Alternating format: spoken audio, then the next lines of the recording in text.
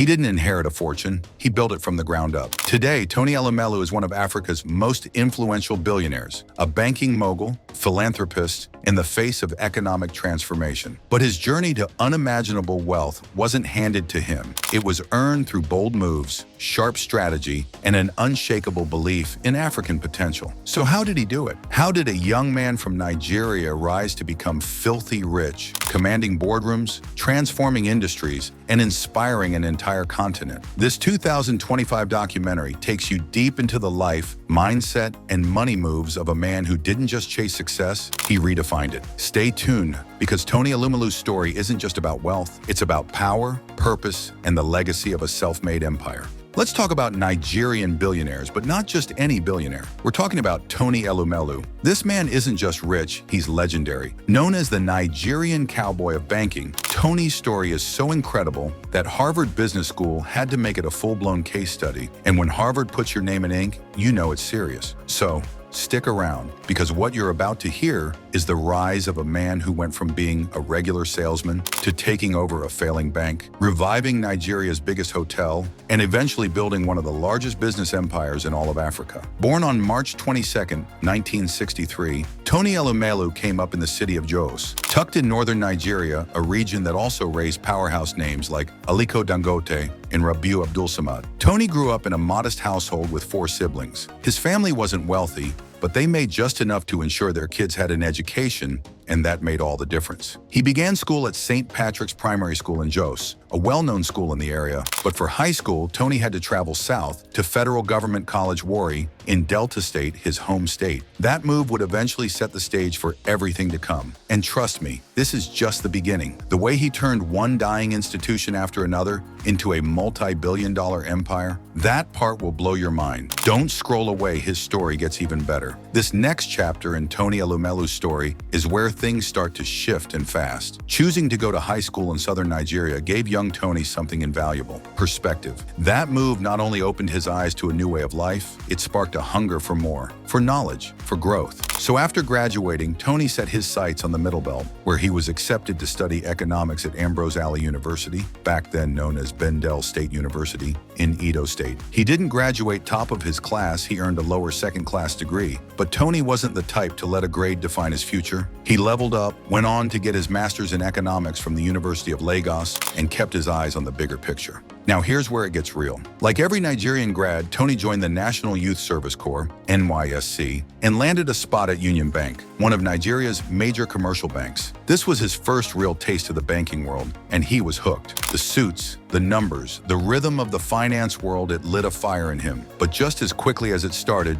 it ended. His one-year service wrapped up, and Union Bank didn't keep him on. No job offers, no next step, just the door. For most people, that would have been a full stop, but not Tony. He didn't let rejection write his story. He took the hit, picked himself up, and kept pushing forward. Because dreamers, they don't quit. And Tony, he was just getting started. Stick with me, because what comes next is the part where the underdog starts climbing. When the doors of banking wouldn't open, Tony Elumelu didn't wait around. He pivoted. With no offers from the big-name banks, he took a job most people would overlook. He became a copier salesman, yes, knocking on office doors, selling printers and photocopiers to anyone who'd listen. It wasn't glamorous, it wasn't part of the plan, but it paid the bills and taught him the art of the hustle. Tony once said he was just like thousands of other young Nigerian grads back then, hungry, ambitious, and chasing success with everything they had. But what made him different was what happened next. One day, All States Trust Bank, a rising name in the commercial banking scene, announced they were hiring. But not just anyone. They were looking for young graduates, the best of the best. And right there in bold print was the catch. Only applicants with an upper second-class degree or higher need apply. Tony didn't have that. His undergrad results didn't meet the cut. For many, that would have been the end of the story, but not for him. He knew this was it, his shot to finally break into the banking industry, the world he truly wanted to be in. He could have played it safe. Instead, he grabbed the application, ignored the rule,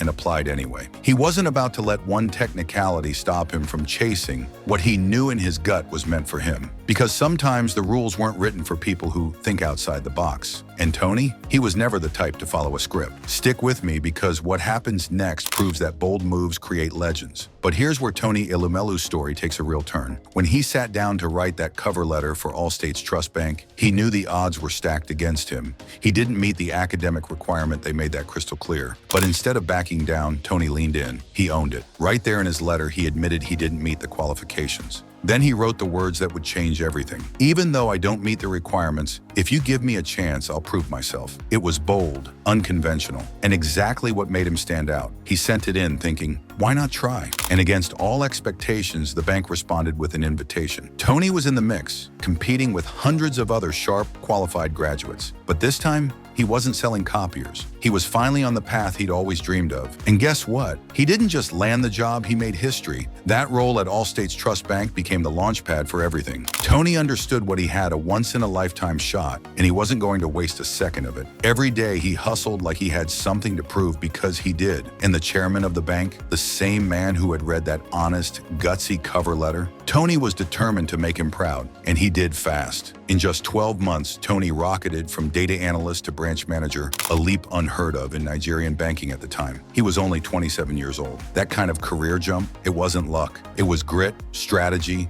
and the mindset of someone who refuses to wait for permission. And trust me, this was just the beginning. What Tony does next, it reshapes the entire banking industry. As Tony settled into his role as branch manager, he made sure to thank the bosses who took a chance on him. Their faith in him paid off. He worked tirelessly, and they noticed. Soon enough, his hard work earned him even bigger opportunities. But what came next? That was when he really began to set records in the Nigerian banking world. In 1997, at just 34 years old, Tony took a bold step. He walked away from Allstate's Trust Bank and led a team of ambitious, forward-thinking professionals to acquire a struggling institution known as Crystal Bank, later to be rebranded as Standard Trust Bank. Back then, the bank was on the brink of collapse, and many believed they were simply unloading a sinking ship. But Tony saw potential where others saw failure. He didn't just buy a failing bank, he bought a golden opportunity. And so, with the entire future of Standard Trust Bank, STB, in his hands, Tony didn't hesitate. He put his leadership skills to work and quickly set out to turn the bank around. In fact, he put together an ambitious three-tiered strategy to reshape STB, revitalize the struggling bank, and restore profitability. Elevate STB into one of Nigeria's top 10 financial institutions within 7 years. Push STB to become one of Nigeria's top 3 banks by the 10th year. It was an aggressive plan, and on the surface it seemed almost impossible. But Tony, with his vision and determination, wasn't going to settle for anything less than success. And boy, did he deliver. Within just 7 months, Tony and his team pulled off the unimaginable. They skyrocketed the bank's revenue from a mere 6.49 million naira to a staggering 473 million naira. This wasn't luck. This was the result of Tony's unparalleled leadership, his team's relentless drive, and their deep understanding of what it takes to make something not just survive, but thrive. The banking world took notice. At the time, Nigeria had over 120 commercial banks, and the industry was booming thanks to deregulation. But it was Tony and his team at STB who made the boldest move, and they weren't just surviving, they were dominating. This is just the beginning of Tony's journey to build one of Africa's largest business empires. So you're probably wondering what happened to Standard Trust Bank? Where is it now? Well, here's where things get even more epic. After Tony Elumelu took over STB in 1997, it didn't just recover, it skyrocketed. By the year 2000, the bank was not only stable, but thriving. Fast forward to 2004, and STB had already cracked the top 10 banks in Nigeria, smashing its second major goal well ahead of schedule. But Tony wasn't done yet.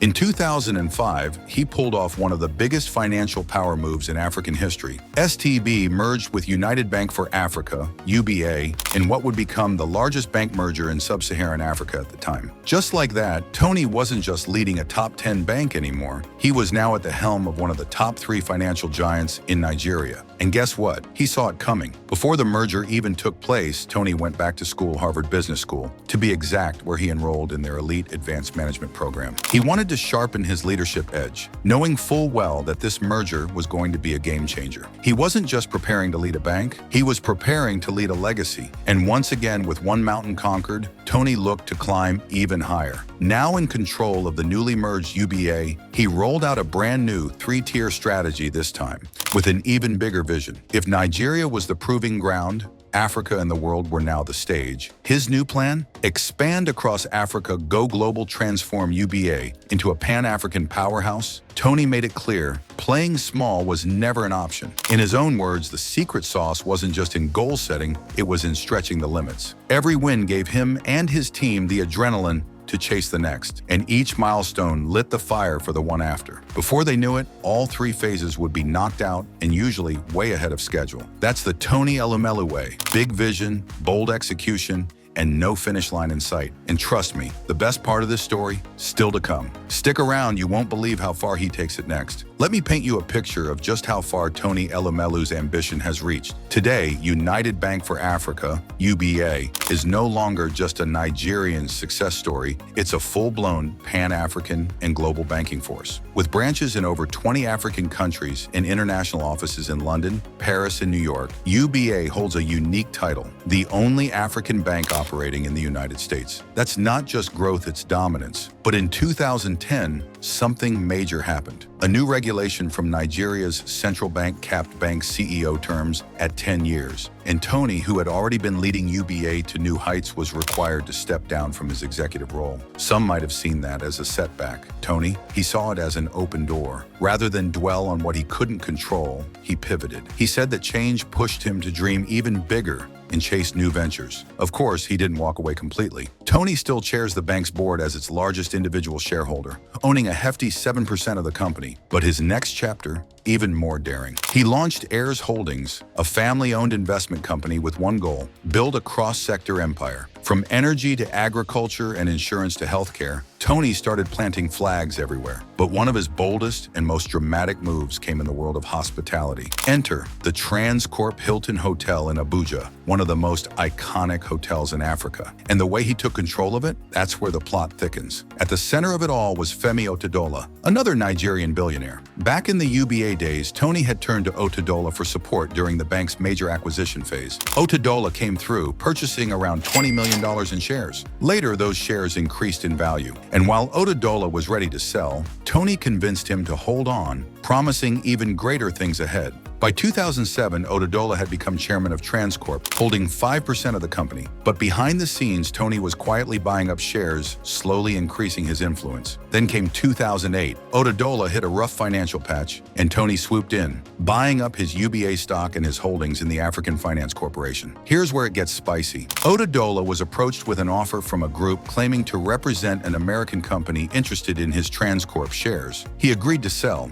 but after the dust settled, he discovered something shocking. The American firm wasn't American at all. It was Tony Elumelu. Now that's a power move. That jaw-dropping revelation, it led to Femi Otedola stepping down as chairman of the Transcorp Hilton. And just like that, Tony Elumelu made his full takeover official. Today, he sits at the helm of the Transcorp Group, steering one of Nigeria's most iconic brands into the future. But Tony's story doesn't stop at boardrooms and billion-dollar takeovers. In 2010, he shifted gears from profit to purpose and launched the Tony Elumelu Foundation. The mission? Empower Africa's next generation of entrepreneurs with funding, mentorship, and the kind of support he never had when he was just starting out. His philanthropic approach is rooted in what he calls Afri-capitalism, a bold belief that Africa's private sector holds the keys to long-term prosperity. Not aid, not handouts, but opportunity, innovation, and business ownership driven by Africans for Africans. And so far, he's putting his money where his mouth is. Over 20,000 young entrepreneurs across the continent have received support. A whopping $100 million